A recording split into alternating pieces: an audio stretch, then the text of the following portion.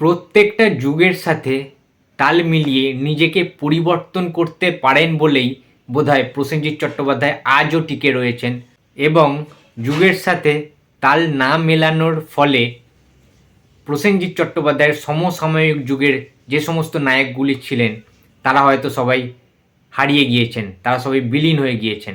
Hello friends, আমি অর্পণ। তো আজ ভিডিওটা খুবই ইন্টারেস্টিং একটা ভিডিও হতে চলেছে, তাই ভিডিওটা স্কিপ না করে প্রথম থেকে শেষ অবধি দেখতে থাকুক বন্ধুরা। তো একটা বিষয় নিয়ে বেশ কিছুদিন ধরে ভাবছিলাম, এবং আমায় অনেক সাবস্ক্রাইবার বন্ধুরা আমায় জিনিসটা নিয়ে কথা বলতে বলেছে, আলোচনা করতে বলেছে যে প্রসেনজিৎ চট্টোপাধ্যায় বাংলা সিনেমার ইতিহাসে একটা গৌরবোজ্জ্বল একটি নাম, একটি ধ্রুব তারা বলা যেতে পারে, একটা ডায়মন্ড আমাদের রয়েছে।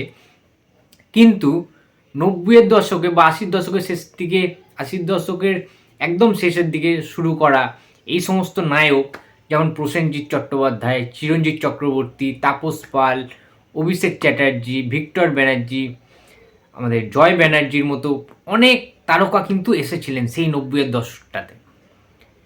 কিন্তু প্রসেনজিৎ চট্টোপাধ্যায় এখনও রয়ে গেলেন, কিন্তু বাকিরা সবাই হারিয়ে গেলেন। এর কারণটা কি? তো এর কারণটা খুঁজতে গিয়ে বা কারণটা বের করতে গিয়ে আমায় অনেক কিছু রিসার্চ করতে হয়, এবং তোমরা জানো সিনেমা নিয়ে ঘাঁটাঘাঁটি করতে, সিনেমা নিয়ে রিসার্চ করতে, সিনেমা নিয়ে বিস্তরে সমস্ত কিছু দেখতে আমার বেশ ভালো লাগে, এবং সেগুলো খুঁজতে তো আরোই ভালো লাগে। তো যেটা আমি দেখলাম বা যেটা বুঝলাম, যে এই যে নামগুলি আমি বললাম, তারা শুরু করেছে কেরিয়ার কিন্তু প্রায় 2-1 বছরের ফারাকে। খুব একটা বেশি যে কারুর অনেক বছর, 10 বছর গ্যাপে স্টার্ট হয়েছে বা কারুর 10 বছর আগে থেকে স্টার্ট হয়েছে কেরিয়ার, সেটা কিন্তু নয়। খুব একটা বেশি ডিফারেন্স নেই তাদের মধ্যে। তো যদি আমরা তাপস পালের কথাও বলি, তার কেরিয়ার শুরু হয়েছে 1980-তে দাদার কীর্তি থেকে। সেটা আমরা সবাই জানি যে সুপার টুপার ব্লকবাস্টার হিট। সে কিন্তু তখনকার দিনে তাপস পালের কথা যদি আমি সেইভাবে বলি, নাম্বার 1 সুপারস্টার বললেও কম বলা হবে না। সেই রকম অভিনয় উত্তম পরবর্তী যুগে উত্তম কুমারের উত্তরস্বরী বলা হতো কিন্তু তাপস পালকে, এটা মানতেই হবে, তার যে অভিনয় দক্ষতা। ঠিক তার পরেই প্রসেনজিৎ চট্টোপাধ্যায়ের সিনেমা রিলিজ হয় 1983। সালটা ছিল 1983, যে সালে রিলিজ হয় দুটি পাতা। অনেকেই দেখেছো, অনেকেই দেখোনি।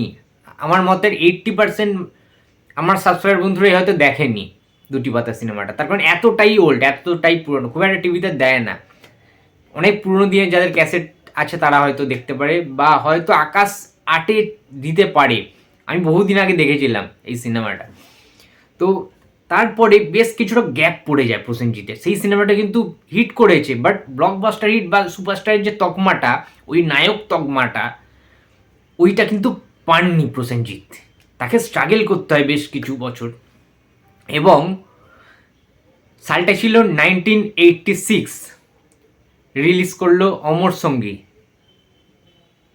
ওই একটা ক্লিকে প্রসেনজিৎ চট্টোপাধ্যায়ের কেরিয়ার গ্রাফটা বা তার যে রাস্তাটা, তার যে এত বড় একটা লং রেসের যে ঘোড়া হতে চলেছেন তিনি, এটা কিন্তু কেউ জানতো না তখনকার দিনে। অমর সঙ্গী সুপার টুপার অল টাইম ব্লকবাস্টার, সমস্ত রেকর্ড ভেঙে দিয়ে নতুন রেকর্ড তৈরি করে অমর সঙ্গী, এবং 75 সপ্তাহ বেশি চলে সিনেমা হলে, এবং প্রত্যেকটা দিন হাউসফুলের বন্যা, ব্ল্যাকে টিকিট বিক্রি থেকে শুরু করে ওই যে একটা প্রসেনজিৎ যে রব, ওই যে একটা ব্যাপার তখন থেকে কিন্তু চলে আসে। এবং বলা বাহুল্য, বাংলা সিনেমার উত্তম পরবর্তী যুগের রোম্যান্টিক যে একটা যুগ শুরু হলো, একটা ভালোবাসার যুগ, একটা প্রেমের সিনেমা, সে কিন্তু ফার্স্ট স্টার্ট হয় সেই অমর সঙ্গী সিনেমাটা থেকেই, এবং মানুষকে দারুণভাবে কিন্তু আপ্লুত করে সিনেমাটি, এবং দারুণভাবে কিন্তু সাড়া ফেলে ইয়াং জেনারেশনের মধ্যে, তখনকার দিনে যারা ইয়াং জেনারেশন ছিলেন।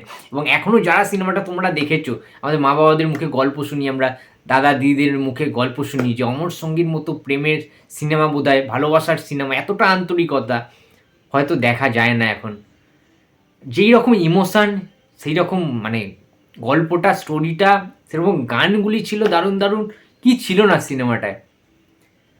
তো সেই টাইমে চিরঞ্জিত একটা ধারে সিনেমা করে যাচ্ছিল, তারপর আমাদের ভিক্টর ব্যানার্জি অভিনয় করছিল, তখন আরেকটা নাম ছিল জয় ব্যানার্জি। হীরক জয়ন্তী সিনেমা যে করেছিল, এছাড়া অনেক সিনেমা করেছে আমরা দেখেছি। তো এটাও কিন্তু নায়ক ছিল তখনকার দিনে। কিন্তু তোমরা দেখো এই সমস্ত যে নায়কগুলো, প্রসেনজিৎ ছাড়া এই যে নায়কগুলোর নাম বললাম, এরা কিন্তু জাস্ট একটা কর্পোরেট হাউস হিসাবে ইন্ডাস্ট্রিতে ছিলেন।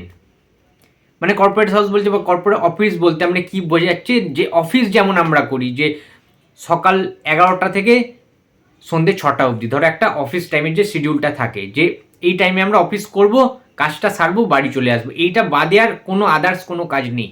যে আমরা ভবিষ্যৎটা দেখতে হবে, আমাদের লাইফটা কীভাবে লিড করতে হবে, পরবর্তীকালটা কী আসতে চলেছে, পরবর্তী যুগটা, এই যে ভবিষ্যৎবাণীটা, এই যে ফিউচারটাকে দেখতে পাওয়া, এই জিনিসটা কিন্তু প্রসেনজিৎ চট্টোপাধ্যায় খুব আগে থেকে আন্দাজ করতে পেরেছিলেন। তাই জন্যই বোধহয় তিনি অন্যান্য নায়কদের মতো সেই পথেই অবলম্বন করেননি। তিনি ভবিষ্যৎটা দেখতে পেয়েছিলেন যে আস্তে আস্তে 2000 সাল যখন পড়ছে, শুরুতে কিন্তু আস্তে আস্তে টেলিভিশন ঢুকছে, স্যাটেলাইট ঢুকছে চারিদিকে, সিনেমা হল সংখ্যা কিন্তু আস্তে আস্তে আস্তে আস্তে কমছে, মানুষের টেস্ট, সমস্ত দর্শকদের, সিনেমা প্রেমী যারা দর্শক ছিল সবার কিন্তু টেস্ট আস্তে আস্তে বদলাতে শুরু করেছে, এবং তখন অনেক দর্শকই চাইছিলেন যে নতুন নায়কের আগমন ঘটুক। সেই কারণেই কিন্তু আর মিডিয়া, সবচেয়ে বড় কথা মিডিয়ার যে চ্যানেলগুলি, তারা কিন্তু প্রসেনজিৎকে নিয়ে নানান উল্টোপাল্টা জিনিস লিখতে শুরু করেছেন, যে আর কতদিন বুমবাদা, আর কতদিন, এত বছর তো বয়স হলো, তো এবার কি নতুনদের জায়গা তিনি দেবেন না? অনেক কিছু জায়গা থেকে কিন্তু, এবং প্রসেনজিৎও বুঝতে পেরেছিলেন যে হ্যাঁ, নতুনদেরকে এই কমার্শিয়াল স্পেসটা আমি ছেড়ে দেবো, তার কারণ নতুন একটা কিন্তু ফ্লো ঢুকছে, নতুন একটা স্রোত কিন্তু ইন্ডাস্ট্রিতে ঢুকছে, যারা কিন্তু একটু অন্য ধারার সিনেমা দেখতে পছন্দ করছেন, বা সেই সিনেমাগুলোর কিন্তু দরটা কমতে শুরু করেছে, সিনেমা হলে সেইভাবে আর দর্শক যাচ্ছে না। কিন্তু তোমাদেরকে বলে রাখি বন্ধুরা, আমরা যে প্রসেনজিৎকে নিয়ে এত হেয় করছি, তিনি কেন অ্যাকশন সিনেমা করছেন না, প্রসেনজিৎ কিন্তু 2000 সালে চুটিয়ে দারুণ দারুণ সিনেমা কিন্তু করেছিলেন, কমার্শিয়াল সিনেমা, সেই অনুযায়ী কিন্তু তিনি সাকসেস পাননি। তোমরাই বলো না, জর্জার মুল্লুকতার সিনেমাটা কি খারাপ সিনেমা? খারাপ সিনেমা তোমরা বলতে পারবে? এরকম অনেক সিনেমা আমি নাম বলতে পারি যে সিনেমা কিন্তু ঠিকঠাকভাবে ব্যবসা করেনি। চাও পাওয়া সিনেমাটা খুব কি খারাপ সিনেমা? হিট করেছে মানছি, বাট সেই হিসাবে তো হিট করেনি প্রসেনজিৎ অভিষেকের সিনেমা। তো সেই জিনিসটা হয়তো প্রসেনজিৎ বুঝতে পেরে আস্তে আস্তে আস্তে আস্তে যখন তিনি কমার্শিয়ালও করছেন, সেই সাথে সাথে কিন্তু আর্ট ফিল্মও করছেন, ক্লার্কের মতো সিনেমা করছেন। যখন প্রসেনজিৎ অঞ্জলি চৌধুরীর স্ক্রিপ্টে কাজ করছেন, স্বপন শাহর মতো পরিচালকের সাথে কাজ করছেন, প্রতিবাদ করছেন, হরনাথ চক্রবর্তী মতো শ্বশুরবাড়ি জিন্দাবাদ করছেন, তখন কিন্তু তিনি আবার বুদ্ধদেব দাশগুপ্তর ছবি বানাচ্ছেন। সুতরাং আর্টস এবং কমার্স এই দুটোকে যে মিক্স করে একসাথে দুটো আঙ্গিকে, দুটো রাস্তায় যেভাবে তিনি অতিবাহিত করেছেন, নিজেকে যেভাবে ভেঙে চুরে প্রথম থেকেই তার কেরিয়ারটা কিন্তু এইরকমভাবে আবর্তিত হয়েছে। সুতরাং কেউ ওই জন্য বলতে পারেন না যে প্রসেনজিৎ চট্টোপাধ্যায়ের মধ্যে নায়কোচিত কিছু থাকলেও তার মধ্যে অভিনয় দক্ষতা নেই, এটা কিন্তু কেউ বলতে পারেন না। আজকে দেশ থেকে বিদেশ চারিদিকে কিন্তু আলোচনা হয় প্রসেনজিৎ চট্টোপাধ্যায়ের কেরিয়ার গ্রাফটাকে নিয়ে, তার যে গেম প্ল্যানিং, একটা মানুষের গেম প্ল্যান কিন্তু তাকে অনেক দূর এগিয়ে দিতে পারে। এটা আমরা বহুবার দেখেছি, যে কোনো ফরম্যাটে, যে কোনো সেটে এটা হতে পারে, যে কোনো পেশাতে এটা হতে পারে। কিন্তু প্রসেনজিৎ চট্টোপাধ্যায় কিন্তু একটা অন্যতম সেরা উদাহরণ, যে দেখো নাম্বার 1 পজিশানে একবার যাওয়া যায়, তুমি বছরের সেরা নায়ক একবার হতে পারো, যে নাম টপ নাম্বার 1 নায়ক, কিন্তু সেটাকে দীর্ঘকাল যাবৎ ধরে রাখা, দীর্ঘ 40টা বছর ইন্ডাস্ট্রিকে নিজের কাঁধে টেনে নিয়ে যাওয়া, এটা কিন্তু জাতা ব্যাপার নয়, এটা কিন্তু খুবই অস্বাভাবিক একটা ব্যাপার।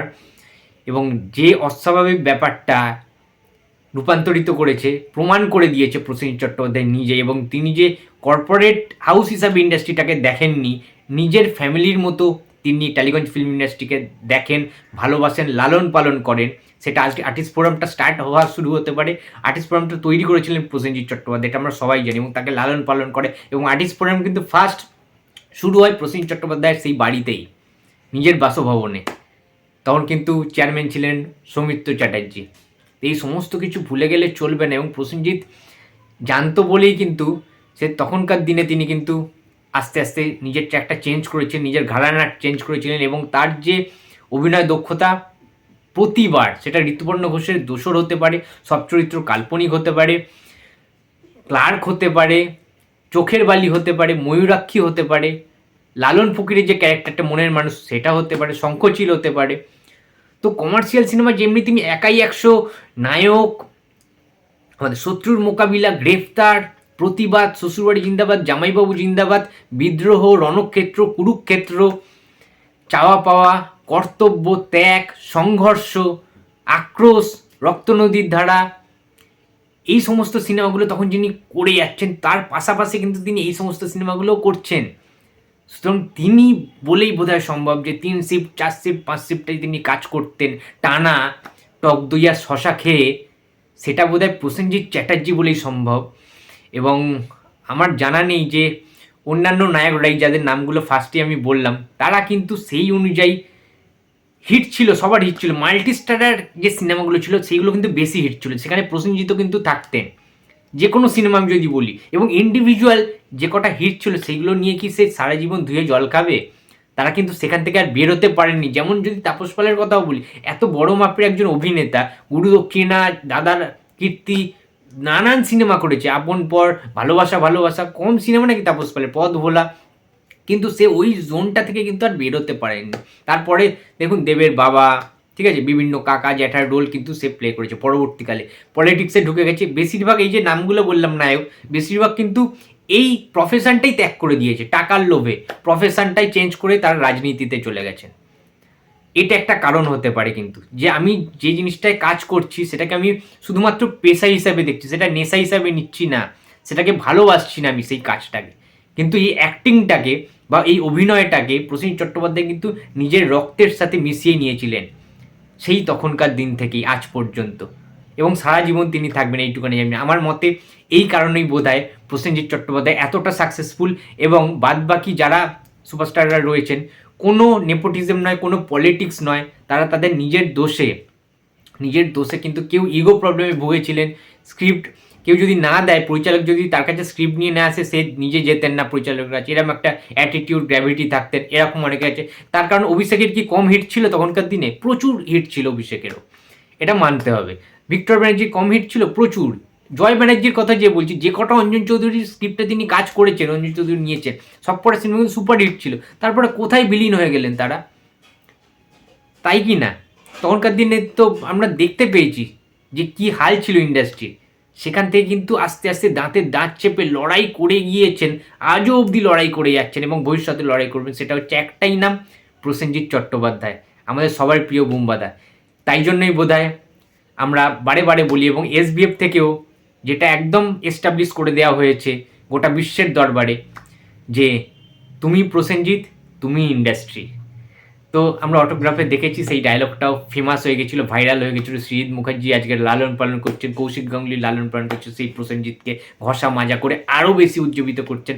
আজকে সেই প্রসেনজিতেরই নাম, খ্যাতি আজকে ইন্ডিয়া কেন, ইন্ডিয়ার বাইরেও কিন্তু দেশ বিদেশে ছড়িয়ে গেছে। আজকে টলিউড কাঁপাচ্ছেন, তেমনি কিন্তু বলিউডও কাঁপাচ্ছেন। আজকে যেমনি সিনেমাতেও তার পপুলারিটি হিউজ, তেমনি কিন্তু ওটিটিতেও তার পপুলারিটি হিউজ।